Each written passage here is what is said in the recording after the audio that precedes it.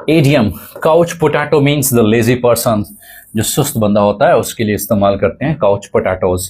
उसके बाद idiom pull your socks up, इसका मतलब है कि बेहतरी के लिए तैयार रहना अपने आप को। So get ready for the improvements, ये भी उसका सही बेटा जवाब है।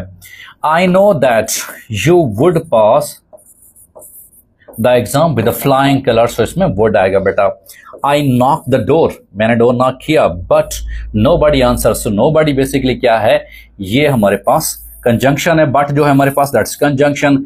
आई knock the door but nobody answered, इसमें बट क्या है, बेसिकली कंजंक्शन है। और कंजंक्शन क्या होता है इंग्लिश रूल के मुताबिक, ये एक ऐसा वर्ड होता है जो दो सेंटेंसेस को और टू पार्ट ऑफ सेंटेंसेस को आपस में मिलाने का काम करता है। तो ये क्या कहलाता है, कंजंक्शन। और इसको उर्दू में हम हर्फ अत्फ बोलते हैं, जैसे वाव और होते हैं।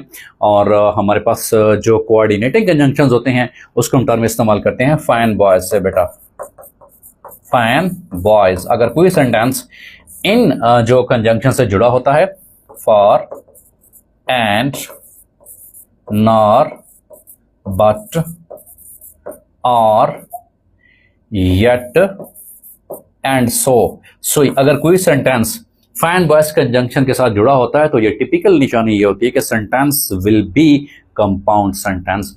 वो सेंटेंस कौन सा होगा बेटा, कंपाउंड सेंटेंस होगा। और कंपाउंड सेंटेंस में दो मेन क्लासेस, दो प्रिंसिपल क्लासेस जो है वो फाइन बॉयज कंजंक्शन के साथ अटैच होती हैं।